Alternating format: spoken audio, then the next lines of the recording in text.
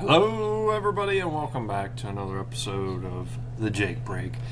Riding high off of episode 25, the milestone episode last week, Trent, and I'm telling you what, numbers are looking good. I think the two guests we brought on board really hammered it out of the park. I mean, they set the standard for episodes going forward here, so hopefully we can live up to the hype. But I'm telling you, it's on track to be potentially the biggest episode we've ever done as far as viewership on YouTube, listenership on Spotify, Apple Podcasts, the whole 9 yards. And we're recording this on Wednesday before Thanksgiving, so it's only been out for 2 days, and it is just knocking it out of the park. So big shout out to Tim and Nate again. If you haven't listened to it, please check it out. It might be our best episode yet. Yeah, I think we need to bring guests on more often, Jake. We got one. Yeah. I don't know if it's just we're too boring and we need some extra, personality in here, or maybe they just have a bigger following. Maybe they're famous. I think arguably the two we had on might be partially famous, without a doubt. Yeah. But no, it was greatly appreciate them coming on, taking the time. It was a blast to do. It was one of those episodes that, over an hour long, and when we're done, it feels like we've been talking for 15 minutes, and we could have drugged that out for another 45 minutes easy. Oh yeah. So yeah. It was a blast, and we talked for I don't know, probably at least 30 to 45 minutes combined before and after the actual podcast. So it was just a fun time. So we'll have to do that again sometime. Yeah, I mean, if they're willing and game to be on, they're more than welcome back on the show anytime. Because, like you said, it was a pile of fun, and it's on track to be the best episode. So, like you said, maybe the people spoke. Maybe they want to hear more of those guys again. But we do have a couple of guests lined up here. Hopefully, within the next month, we can get it lined up that they can get on the show too and have a good time on here. But I don't know. It's hard to ride off that high. I don't know. It was a good time. That's for sure. So, but I don't know. Like I said, we're recording this early in the week, a little Wednesday evening action. So we're not even into the thick of football games yet. Tomorrow I'm fired up, one, because it's one of my favorite holidays at Thanksgiving. But a Thanksgiving tradition is the Cowboys play on Thanksgiving. And talk about riding off of highs. Last weekend, I was fired up, dude. Like, Cowboys... I'm not giving up on my team, but I was borderline ready to hang it up at halftime. Think, okay, you know what? I'm just going to get a good start to the week. I'm going to get some decent sleep. This game is ridiculous. I can't hardly stand to watch these guys anymore. Then the second half, it was just a whole different ball game. Like, I couldn't believe it. It was right when I turned on the game, because you texted me and said this is like a monstrosity, or this is just awful, I may go to bed, or do whatever. And I turned on the game just as they were kicking off for the second half.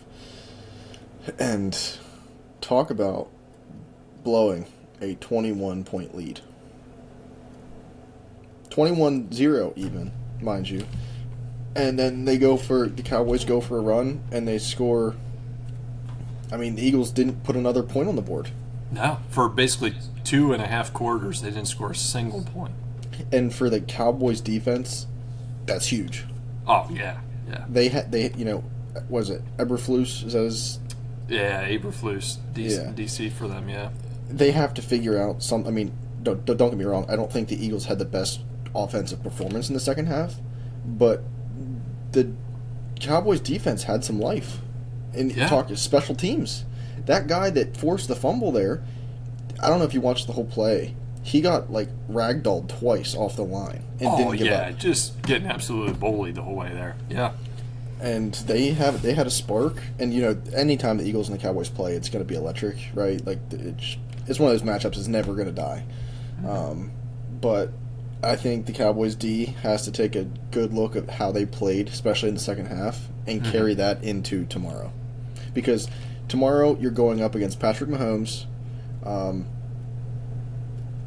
Patrick does what he does. They haven't had the best year this year, but they can pull something out of their butts at any time. Well, and so I'll preface this. I know in weeks past I've trashed the Dallas Cowboys defense, Eberflus, the whole 9 yards. But we added some pieces. Quentin Williams looks good. looks as advertised, if not better, with the Dallas Cowboys. We're getting healthy again. I mean, some corners are coming back. Trayvon Diggs is still out, but we're young, we're healthy, and we're actually looking good. But I don't know if not to rag on the Eagles too much, even though I would love to just spend an entire episode trashing Philadelphia Eagles. Last week, if you looked in that game, it was a trend that we have seen for weeks coming for the Philadelphia Eagles, right? They get a lead, and then the second half, they just borderline put it in reverse. I mean, they just coast into the second half, and they have so many weapons. I mean, you got A.J. Brown, Devonta Smith, Jalen Hurts, Saquon Barkley, a great offensive line. And they just couldn't do anything in the second half. Like, if they would have even kept feeding A.J. Brown like they did in the first 2 drives of the game, I mean, it's a whole different ballgame at that point in time. And A.J. Brown had a fantastic game for what he's been having. Right. Mind you, this whole season for A.J. Brown has been washed. Like, he it hasn't been targeted that much, and when he is, excuse me, but he hasn't had that stellar of a season. And then when I saw his stats at halftime, I was like, oh, like he may go for 225 today. Right. But like you said, with all of the Eagles' weapons, Jalen can run the ball, and he can throw the ball, and he's usually calm and composed. And when you have a Saquon, Dallas Goedert, Devonta Smith, A.J. Brown, you think you're able to squeeze out some key first downs. And he legit, Hurts had all day in the pocket. Yeah. All day. It wasn't until the end of the game, until they finally got pressure on, when everybody in the world knew they were going to do everything they could to pass. Like, there was no way they were going to hand the ball off in the fourth quarter. No shot. And, I don't know. I just don't get it. I mean, I don't feel bad for the Philadelphia Eagles fans. I never will. But they have got to figure something out, dude. Like, these last few weeks, it has just been an absolute slugfest in the second half for them. I mean, if you look in the weeks leading up to the Cowboys game, right? So they beat the Lions 16-9. They beat the Packers 10-7. The only time that it was actually a realistic football score was the Sunday before when they played the Giants. But I mean, the Giants are who they are, and then they played the Vikings the week before, which they're god awful right now. And then the Giants beat them, the week before. So it's just like they got all these weapons. They got to do something to figure it out, because the city of Philly will literally revolt if they don't figure it out. And what I will say, I think the hope that Philly does have. Most Super Bowl champions have a dip in their season, right? Yep. They're on a high, then they have 1 or 2 key losses, sometimes back-to-back, and a lot of times teams can figure it out from those losses, because it is much, much easier to pick out your flaws and things you need to work on a loss compared to when you're winning every game handedly. Yeah. But they better find some ways to fix their offense. And, I mean, defensively, too, when you are up 21-0 and end up losing. So it shouldn't be too hard to figure out what they need to, work on going forward. But, yeah. I mean, other than the Cowboys-Eagles game this past week, there was a lot of great games on Sunday. Mm-hmm. It was the most overtime games in a weekend or something I saw somewhere. Yeah, we had our family Thanksgiving, and my aunt has red zones. There was 4 games up, and it's like every game was just a slugfest, back and forth, and we're like OT. We're like, what is going on? Yeah. I really wanted the Giants to pull it out. Didn't happen. But I mean, so many games were fantastic on Sunday. But yeah, tomorrow we got Packers-Lions first. And then Chiefs-Cowboys, and then the night game is Bengals-Ravens. And Joe Burrow is making his return from his toe injury, I believe. I think that's what it was. Yeah, and I know Brock Purdy had turf toe. I don't know if Joe Burrow had that too. I can't recall. It's been so long, but I think it was a toe injury. I'm pretty sure. Yeah. But I think, all 3 of these games should be fantastic. Packers-Lions, rivalry that will also never disappear. And the Bengals and Ravens is probably like the least, I don't know, how do I say this? the game I'm least interested in watching. But because I believe Lamar Jackson's been back, and they've been on a 5-game win streak, I think, now. Mm-hmm. So the Bengals have been looking rough. They've had some team cohesion issues the past couple weeks. So, yeah, it's bound to be a good day. Family, friends, food, and football. So, looking forward to it. Right. There's a good slate of them. Like you said there with those 3 games. The Bengals-Ravens is always a high-quality game, and there's going to be hype around Joe Burrow coming back, rightfully so. When the guy is playing even at his partial capabilities, he's one of the better quarterbacks in the league. If he was on a different team that could actually protect him, but he has amazing weapons, but if he was on a team that could protect him, the man would be unstoppable. I would arguably say he'd maybe be a Super Bowl contender already if he was on a decent team. What I like to compare Joe Burrow to is the situation Daniel Jones was in New York. Oh, okay. Okay, explain. I like it. Daniel Jones in New York, that guy, he wasn't protected. You also had Saquon beside you, right? And they just couldn't figure anything out. They couldn't win games, and I would say, when you would say Daniel Jones, most people would be like, one of the lower tier quarterbacks in the league. Mm-hmm. Now, you put him on Indianapolis Colts, the dude's going crazy. Yeah. He was making a run for MVP this season. Yeah. So when you have an O-line that can protect your quarterback, because the thing was, even when he was at the Giants, he did have some weapons. I wouldn't say he had the best receivers. Mm. But when you have Joe Burrow, who you have Jamar Chase, you have Tinsley, you have T. Higgins, you have some of the craziest wide receiver weapons in the league. But when you're not protected and you end up getting A, hurt, or B, just sacked, or you have to throw the ball out of bounds every time. So I really hope that they can make some moves for their offensive line, or he gets shipped to a different team. Because he is a Super Bowl caliber quarterback. Yeah, you got to think he's still. I would still consider him semi-young in his career, but I know this is throwing it back, and maybe I'm speaking out of terms here a little bit. But he's kind of like Dan Marino-ish, right? An absolute gunslinger, can ball out, but just doesn't have the team around him to get to the big game. Yep. I think, granted, Dan Marino, made it to a Super Bowl, but he didn't win it. But it's just like same situation. And we've seen this time over time with quarterbacks over history that just are balling out, but they just don't have the resources or don't have the team around them to make it the whole way. And I don't know. We'll see. In the past couple of years, the Eagles are the perfect example of having a fantastic offensive line that's healthy, mm-hmm.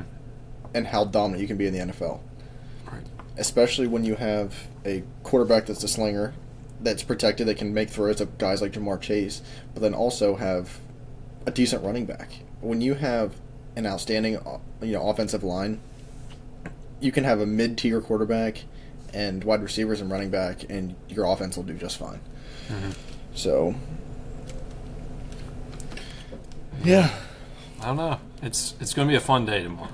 Outside of the football, I love Thanksgiving with a burning passion. I know we talked about it last week a little bit, but the football is just the icing on the cake. And I'm not going to say it, but I'm going to say it, much about it, but I'm going to say it a little bit. I know I'm a Cowboys fan, but tomorrow's Chiefs-Cowboys game might be a semi-playoff game. The NFC East is a hot, burning pile of garbage right now. And I think if the Cowboys can string a couple wins together here the next few weeks, and if the Eagles falter, it could get interesting till the end of the season. Could get interesting. And the Chiefs are kind of, they're out of the playoff picture right now. The Chiefs are out. And if they don't make the AFC Championship, or the AFC, the playoffs and the wild card or anything, I don't know. It might call for a little cleaning house in the offseason here with the Chiefs, if that's the case. Because every dynasty has its, expiration date, we'll put it that way. Mm-hmm. Am I going to be sad to see them possibly, not make the playoffs? Not one bit. Get them out. Now, don't get me wrong. I love watching the Bills and the Chiefs play in the championship. Yeah. In the AFC. That game, that matchup will forever be one of my favorites because the past how many years, those games have been fantastic. Oh, yeah. Same story, though. Josh Allen and the Bills can beat the Chiefs in the regular season. It comes time for postseason, it can't get it done. And I think that at the end of the day, it just comes down to experience with the Chiefs roster and Andy Reid. They have way more experience in those type of games. So, but all right, getting past football, what are you have any Black Friday shopping plans, Jake? None at all. None. So I went Black Friday shopping one time in my entire life. I think I was still in high school yet, and it was quite the experience. It was quite the experience. I mean, we live in a rural area, so you're not going to have like the crazy wild people out Black Friday as much. But I think I'm out. I think I'm going to hunting camp on Friday at some point in time and avoiding all the craziness. But from my understanding, you got some big plans on Black Friday. I do. I am. I'm going to buy a new bow on. Well, that's the plan. Okay. I'm going to buy a bow on Friday. So I had two bows. One was my like primary, one was my backup. And I decided, it's time. I've had them for several years. So I sold both of them. So now I got money burning a hole in my pocket, and I went and shot the new ones today to make sure I liked to pick one out. Okay. Because when I go on Friday, I know it's going to be a madhouse. So I want to know exactly what I want. So when I walk in, I'm like, I want this, this, and this. Set it up. Get me out the door. Because I hate shopping with people with a passion. So they open at 8. I'm probably going to get there 5:30. Probably 5:30 at the store, and they don't open till 8. Yep. No way. I'm telling you. I'll send you a picture. I'll send you a picture, and we'll post it on our Instagram. 5:30 in the morning, and the store doesn't open till 8. Yep. You might at that point in time, you might as well just camp out. Because the thing is, too, they also usually, the store where I'm going, they usually always give out like gifts and free stuff to the people who are at the beginning of the line. And the thing is, like, I've seen pictures from the previous years. There's been 200 people in line when the doors open. No way. Yes, and like these bows, the bow that I want, they only have so many in stock, right? Okay. So I need to be there and be like the first one in the door because they're running some crazy deals on these new bows. Which, like, when new bows come out, it's rare that they go on sale. Like, they just doesn't happen until the following year. Well, they're running some good deals. So I'm gonna be there, and I want to be probably the first. Like, if I'm 15th in line, I'll be happy. Okay. I think there will probably be people in line at 4 a.m. I'm guessing. Jeez, that's wild, dude. I can't even imagine. Yep. Wow. So and it's gonna be like 25 degrees. So I'm gonna wear my heavy winter coat and a hat, get some hot hands, maybe some hot coffee, and pack up camp. And if I get there at 5:30 and there's no one there, I'll just set an alarm for 15 minutes in my truck, take a quick snooze, wake up, take a peek out the window. But I'm telling you, I do not like people. I mean, that's so bad. I like people, but I just don't like being in a cluster. That just sets me off. I hate it. I'm not claustrophobic. There's just too much going on. Right. And I hate going in a place where you're possibly spending a good bit of money and you feel like they are just overlooking you and don't really care about your business because they have 4,000 people in the shop.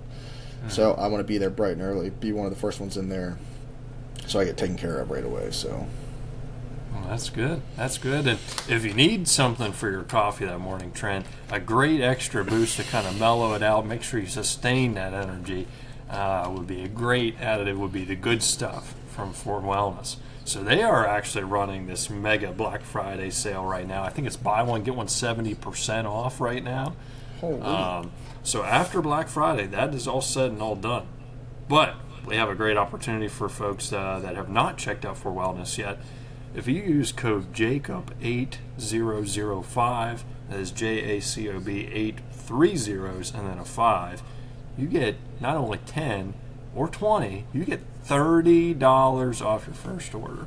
So, after the Black Friday sale is all said and done with 4 Wellness, I definitely recommend you do that. So, I don't know, maybe Trent, I got to send you some 4 Wellness for Friday to sustain the energy in your hot coffee. Yeah, it's going to come early, but I'm excited. A new bow. Like, for those of you who don't know, like, the one thing that I can do in my free time that's like a mental reset. A lot of people like to go on a walk or read a book, and it just kind of brings them back down a level. Mm-hmm. Shooting bow is I love it. I can be having the worst day in the entire world, and my wife says, honey, I got the kid, how about you go to the club and shoot, and I'm going to come back feeling like a new person. Heck yeah. It's I just love it. So Friday is like Christmas morning for me, and my wife's gracious enough to let me go and get a new bow. So, yeah, I'm excited. Real question is, though, are you going Hoyt, Matthews? What are you going? Jake, I will never buy a Hoyt. I'm sorry. I shouldn't say. I'm not a Matthews fanboy. I've shot most year when I do buy a new bow, I shoot the wide variety. I've shot the top of the line Hoyt bows, and their top of the line is a carbon bow, but it's over $2,000 for just the bow. Jeez. No accessories, just the bow. And I remember a couple years ago I shot the RX-9 Ultra at, I guess it was last year. It might have been the R8 Ultra 2 years ago at the Sportsman Show. And I was at the Hoyt booth because I was going around shooting the different new flagship bows. And when I shot it, the guy had a big smile on his face. He's like, yeah, how'd you like it? Because he saw I just came up from the Matthews and I had a Matthews hat on. I was like, that feels terrible. That's what I said. And the guy got this, like, to wipe the look off his face. He's like, what? I was like, that just feels gross. Yeah. But, I don't know. I've been shooting mostly Matthews bows all my life. They have a certain draw cycle that's very distinctive, and that's just what I'm used to, I'm confident with. So I'm not one to venture out and, you know, spend that kind of money on something that I don't absolutely love. So Right. Well, that's good. Good choice. Yeah. Love the old Matthews. Yep. So, but other than that, as soon as I'm done there, I'm heading straight home. Get me out. No other stops, nothing like that. No other requests. Nope. I don't care if Walmart, Macy's, whoever is having the best deal and giving stuff out for free. I don't want it. Not going to any Target blue light special, nothing like that. Unless they're selling a Matthews Arc. Nope. Don't want it. Not going. I will do my Christmas shopping on Black Friday through Amazon. So, killer deals. I can sit on my couch and I don't have to fight. And the thing is, too, like, I'm from York, Pennsylvania. So, you go out to a Walmart to try to snag a TV, you're probably going to get in a fight. And I just don't need that in my life right now. I don't need my wife coming to bail me out. So, I'm just choosing to stay home. See, I want to experience this York shopping experience sometime outside of Black Friday. I definitely agree. Let's not do Black Friday, but some other time we got it. I got to experience this. Jake, you're gonna stare. We're gonna go to Walmart, and you're gonna stare, and you're just gonna be laughing like a little schoolgirl the entire time because the things you hear in the York Walmart and the things you see, you can't make it up. Okay. I've become somewhat used to it by now. But I still, like, I will say out loud to my wife, like, what the heck? And she's like, stop it, shut up. I'm like, honey, like, you can't make this up. We watched a full-on brawl one time in Walmart. Oh, yeah, full-blown domestic dispute inside Walmart. Oh, my gosh. Yeah, so Oh. we try to not go on the weekends or busy times or, like, too late at night. We try to find that sweet spot. Like, I like going at, like, 8:30 to 9 p.m. Perfect. Store is pretty much empty. There's not too many crazies out yet. Because, like, when I go to the self-checkout line, and there's been times where we go to the self-checkout and we have to wait for 15 minutes in line. What for? Just because that many people were? Mm-hmm. Wow. Because they have 30 normal checkout lines, but only one of them's open with a person. This shit is it's crazy, man. That's wild. That's But wild. yeah, and then Friday, Black Friday, and now since Pennsylvania, I mean, a couple years ago they opened up. The first day of rifle was always on a Monday, but now it's been a Saturday. So you're heading up to camp, right, on Friday? Absolutely. Yeah, Friday, that's, I'll make the excuse. That's why I'm not participating in the whole Black Friday shopping scene. Going up to hunting camp on Friday, coming home Monday sometime. I love it, dude. I could not see a single deer all weekend. And I just love, like, if you're part of a hunting camp or a camp of some kind, it's just like an atmosphere unlike any other. Like, it is just awesome. I love it with a burning passion.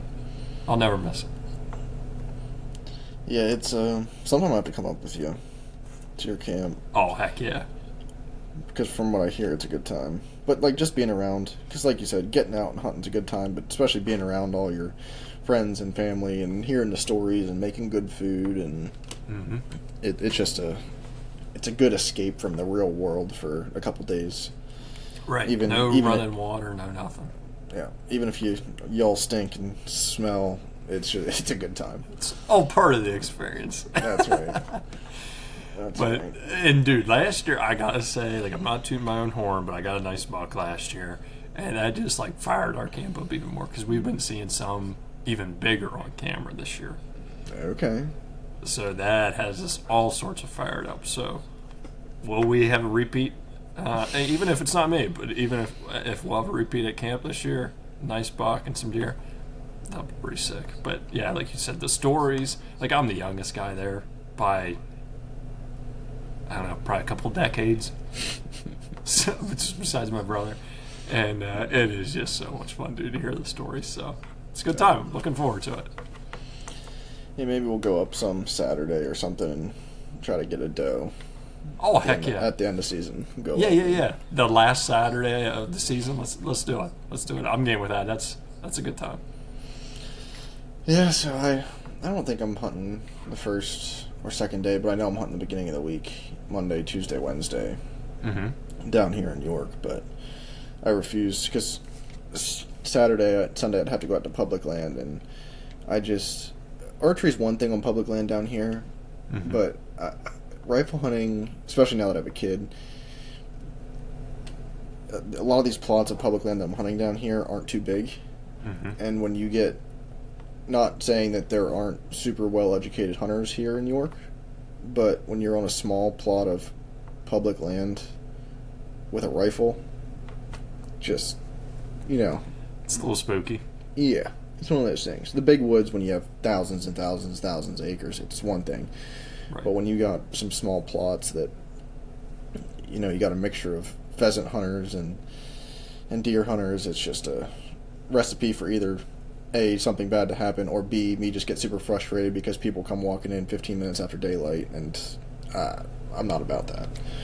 Yeah. So, because like if it was a giant chunk, I'm the one that walks 3 to 5 miles way back in. I'm getting as far away from humanity as I can. But here, you can't do that because the plots just aren't that big. But I'll be on the stand early next week to try to get some meat in the freezer. Good deal. No, that's one thing. It's a blessing up at the camp. We're on state game land, so there is just, where I go up there, I like to go back in a little bit more so you don't see people. But even if you're in like the more, busier spots, you might see like 5 other guys, and you're walking at the very, very most. Like, you hardly see anybody up there because one, Mountain Laurel was, I'm 6'4", 6'5". There's Mountain Laurel 10, 12 feet tall. Yeah. So nobody's going to want to walk through that unless you're really dedicated. So it's a good time. But I don't know. Beyond that, though, there's some exciting weekends ahead here, Trent. Before we get into our usual segments here, I got to tell you, I missed telling you this earlier. How you mentioned the last couple of weeks, your mission. Yeah. If people didn't tune in, would you like to share what that mission is again? Yeah, we are going to the plan is to do a Bachelor-esque Jake Break series where we are going to have Jake, it's going to be like speed dating, right? You're going to have, say, 20 women live on in one episode, and they're gonna 2 minutes.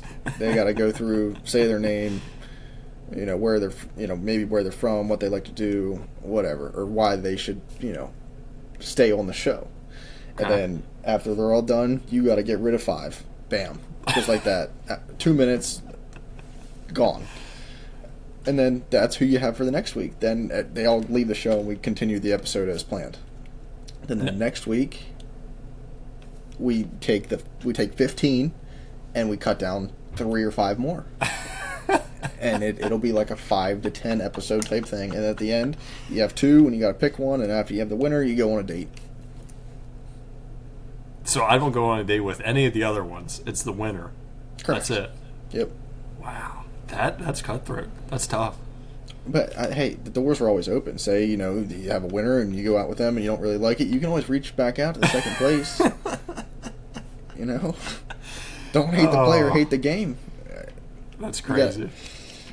So, like we talked a few weeks ago, the fact that you feel confident enough that you could find 20 people is ridiculous beyond Jake. my wildest imagination. But what in our small town, what's the population? I have no idea. Several thousands. How hard is it to find 20 females in the 24 to 27-year-old range? I'll go to my local Target and find that in 5 minutes. If you find this, like, get this all sorted out, situated, and I come on an episode someday, and this all is happening, I will pull my hand up accountability on that all the way up, because there is no way this is ever going to happen.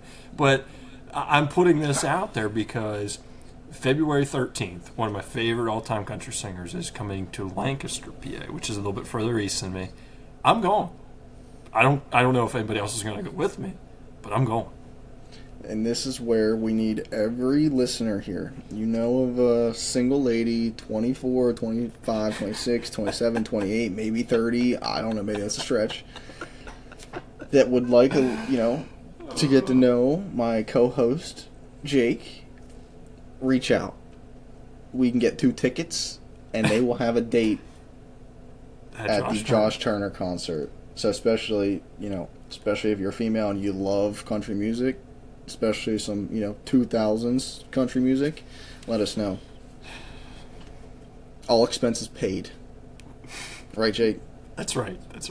Unless they have to fly in. Like, I don't know if we're covering plane tickets. But I don't think this show has reached that stretch yet. But if somebody is, like, messaging from California or Texas or something like that, which I don't think is going to happen. But if that were the case, we're just putting it out there. Plane tickets won't be covered, right? Right? Okay.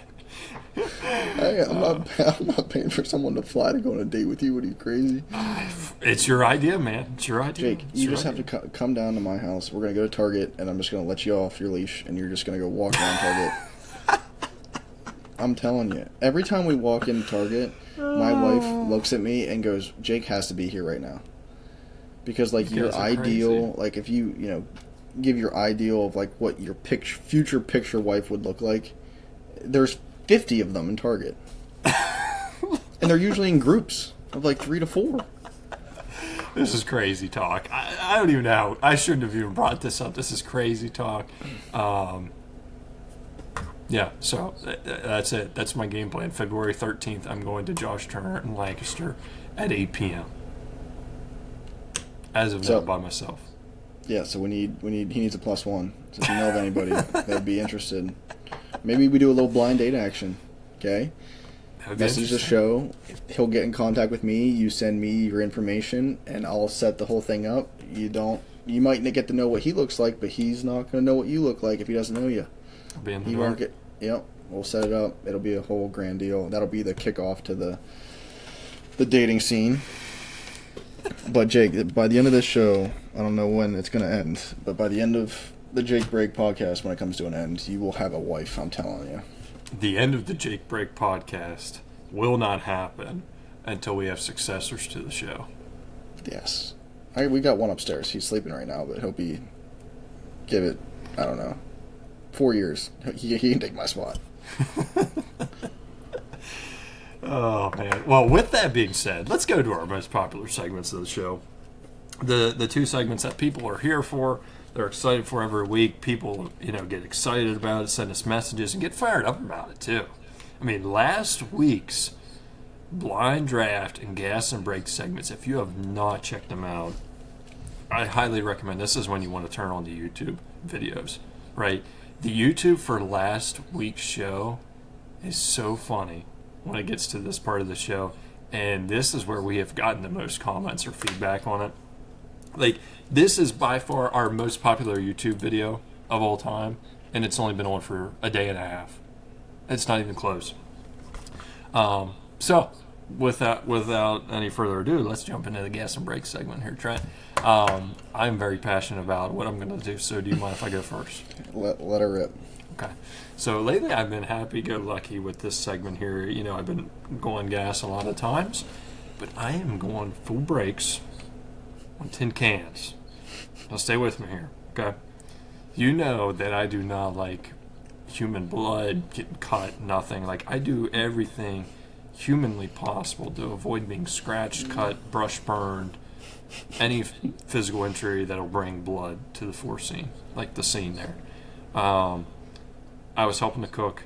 I opened up a tin can, and I'm always very, very particular and careful when I open up tin cans to use like a fork or a spoon or something, because my biggest fear or pet peeve is that I'm going to cut myself on a tin can. I was in a rush. I was in a hurry. I did not get said spoon or fork out. I thought, well, it's loose enough. I'll just use my finger to pop it open. I cut my finger open. It was nothing more than like a little cut, maybe a glorified paper cut, but there was blood. No other way to put it. There was blood. Not a lot, but enough to make me feel nauseous. And I mean, the ears were ringing. The room was getting dark. Things were spinning. Like, my hands felt numb. I couldn't talk. Like, it was going downhill in a hurry.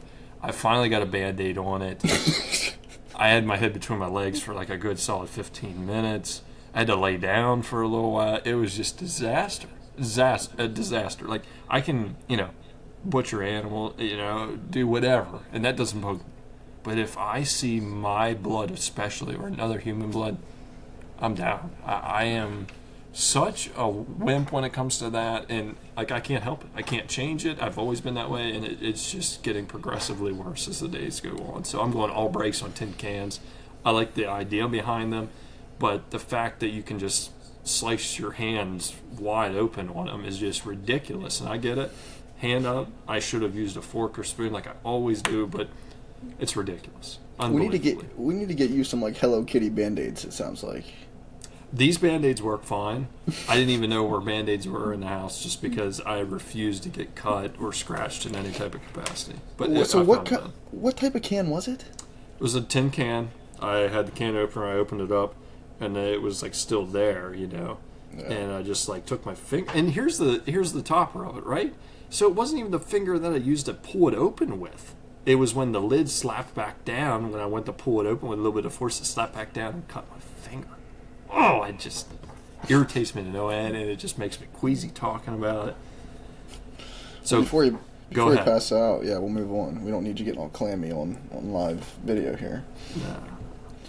No. To counteract that, I'm going all gas on Moe's, the competitor to Chipotle.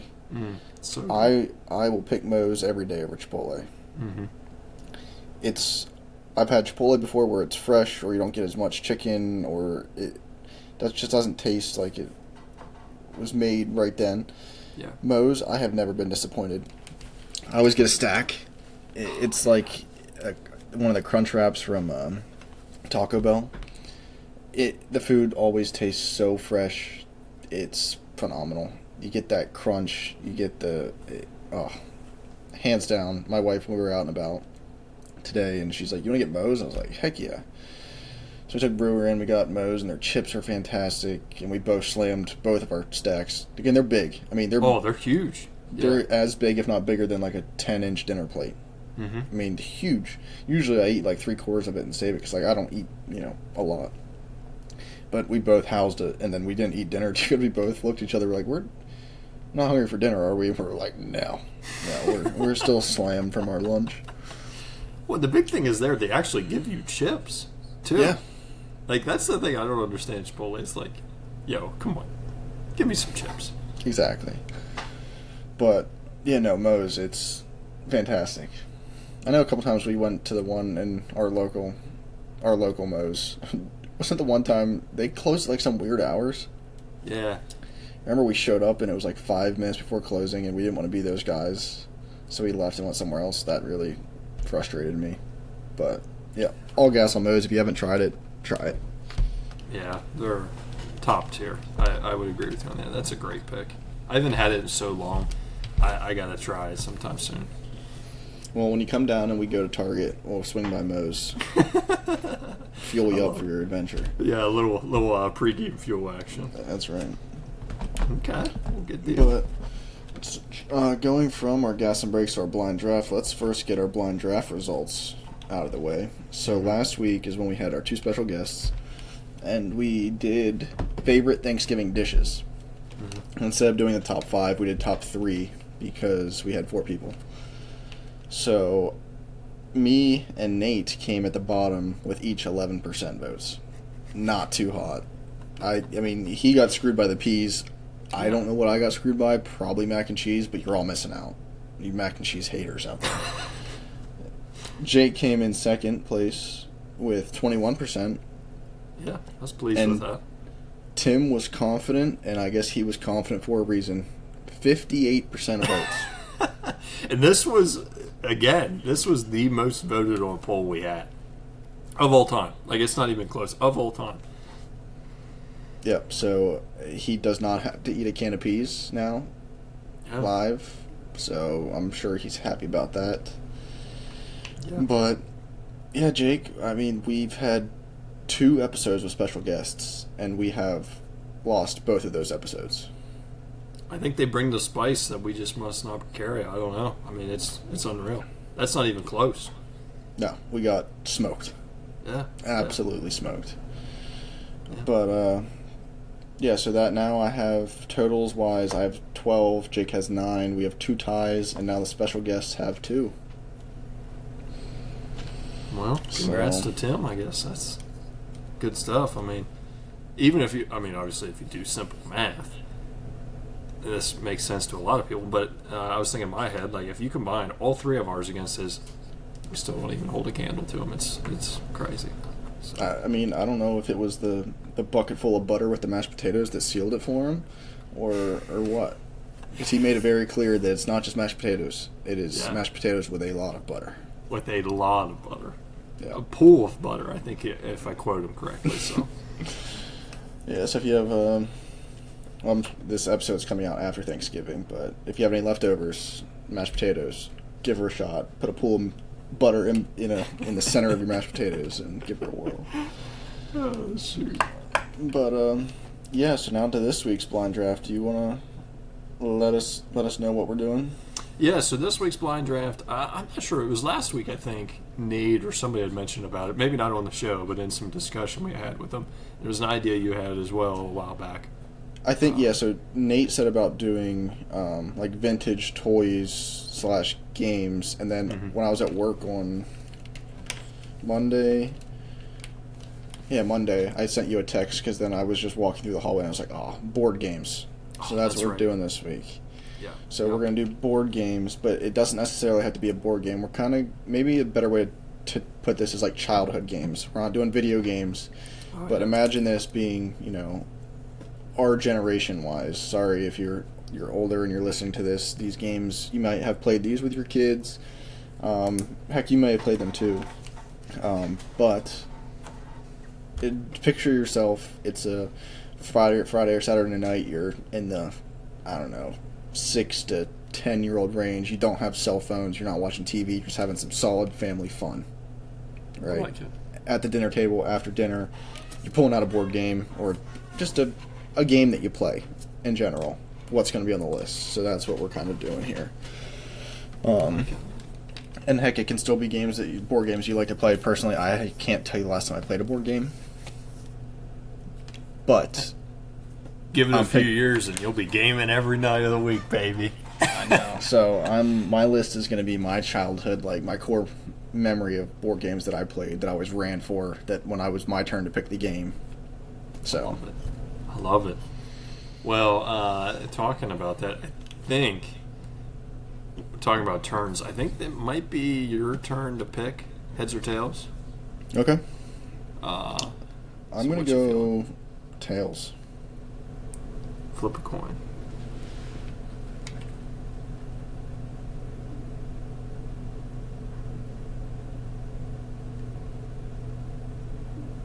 To decide West 26. Something went wrong. Oh man, I'm telling you. It says that another update is available, and I'm ready to tell them to go pound sand because this iOS 26 has just been god awful. I might update it just to see if it helps, but let me do it a different way here. All right, flip a coin. Preparing to flip.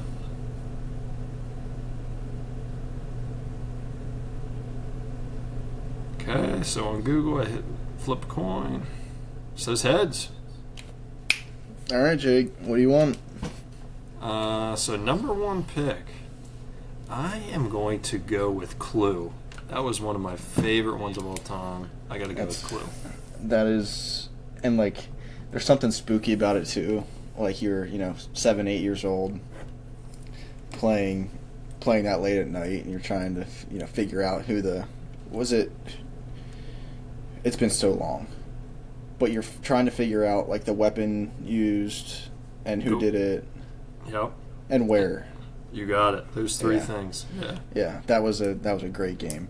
And like I think a lot of people actually play this. They have like game nights where you have all your friends and they dress up like those characters and you do it at your house. Really? Like do like real life Clue.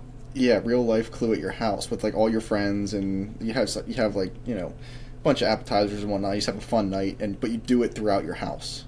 That would actually be pretty legit. I would do that. And one person, like, so say you have 10 friends come over, right? Or say you have 11 friends. Or 11 people total. You have one person that is in charge of it all. So they know everything. But the other people are trying to figure it out. So. Huh. But that would actually was be kind of cool. That was a good one. All right. My number one, I got to go with the classic Monopoly. It's one of those games that can, make enemies pretty quick, make some kids cry, but it is a game that's going to live on forever. So, Monopoly number one. That's a good pick. That was going to be like my 1A. Clue and Monopoly were like 1A, 1B for me. So, that's a good pick. My second pick, I'm going to go with Life, another classic board game. Yep. I liked it. It was a lot of fun. My number two, I am going to my earliest memories of board games, Jake. Okay. Chutes and Ladders. Oh, that's one I never played before. Dude, yeah, I'm telling you, a classic that I still remember the excitement of that board game. Fantastic. That was always one of those ones that I wanted, but I never got it. So good. So since we clarified we're doing childhood games, not board games, there is one that I absolutely love, and I would still play to this day if anybody would, is Battleship. Yep. We had like an electronic Battleship back in the day, too. Yep. That had like batteries and stuff. That just made it even more hype, but yeah, Battleship. I think I have to go Pictionary. Okay. That is, it's a classic. It's hilarious, especially when you have a person like me that is not artistic whatsoever. That I have to draw something, and like in my head it makes sense, but to everyone else it just looks like hot garbage. So, Pictionary. That's another like fun group one too. It is, yeah. Because I remember all my memories would be like we usually always played it on New Year's Eve when we always have a big party. Oh yeah. So we'd have a dining room full of 15 plus people, and everyone's just laughing and having a good time, and it's one of those that you can have more than 2, 3, 4 players, and everyone's just having an absolute blast. Great pick. My next one I'm going to go with, I honestly forgot about this one until I did some quick research, and then I was like, oh my gosh, I forget how fun this game was, but so stressful too. Especially some of the pieces were tough. I'm going to go with Operation. There you go. My great-grandparents had that at their house when they watched us, and it was like one of the vintage ones. Oh, yeah. Like yeah. the really old ones, but it still worked with a 9-volt battery. Oh, yeah. Oh, such a good game. Another one that I remember being a little kid and just giggling about that I loved, Mousetrap. Oh, that was another one. I only played that like once or twice, but always wanted to play that. It's so much fun, dude. I remember me and my 2 brothers and my parents, we would just have an absolute ball with that game. That's such a good pick. Man. This is I love this. This is a great idea, dude. Like, this takes you back in the memory bank. This is a lot of fun. And like most of these, a lot of our listeners that are our age probably haven't, until we say the title of these games, probably forgot about them. Oh, yeah. Like, Operation, I totally forgot about until I did some research. Yeah. And that was like one of my favorite ones. Yeah. All right. Well, 5th and final pick here tonight. This one is going way back, like you described. This is like early board games I started playing when I was little. And it's, not a hard concept, but it's a lot of fun. Candyland. That was going to be my 5. That was going to be my 5.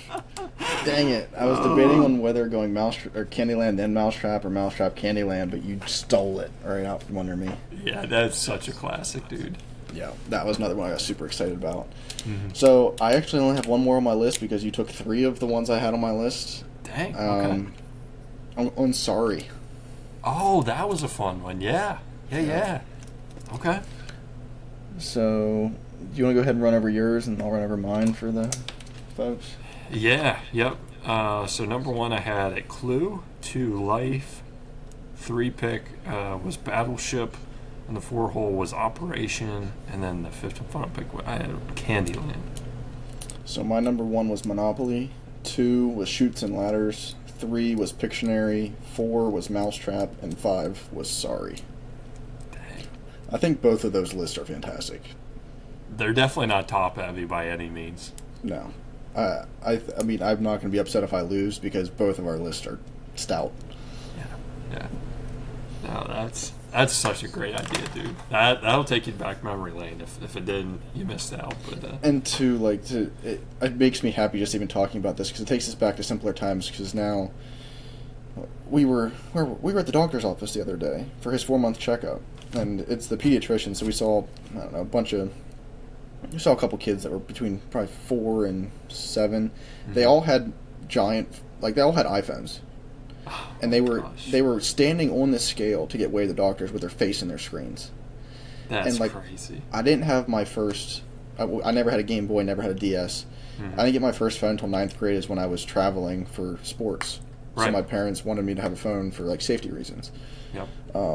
But just this talking about this just brings back core childhood memories of back simpler times when you don't have bills, you don't got work, you're just...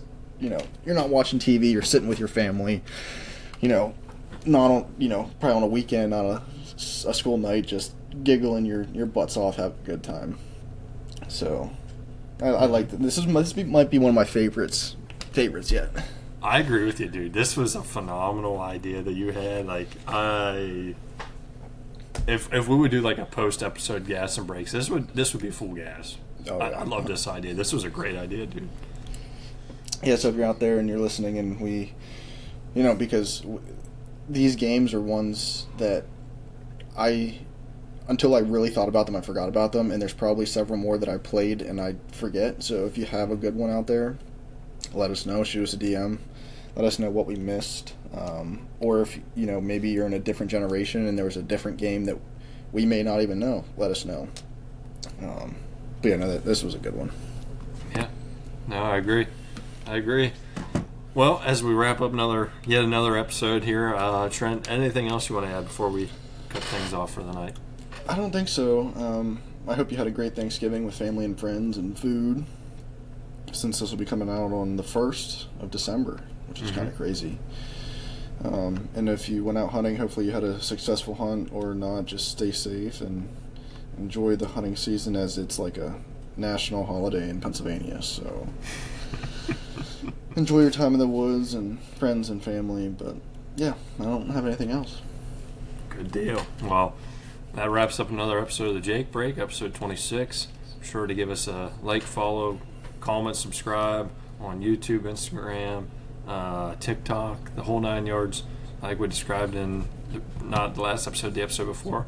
We're going to step up our game this winter. We're going to do some exciting new content material to kind of showcase the show a little bit more, and appreciate the listenership and the folks that have been on board since day one. So until next week, we'll see you again. Thank you very much.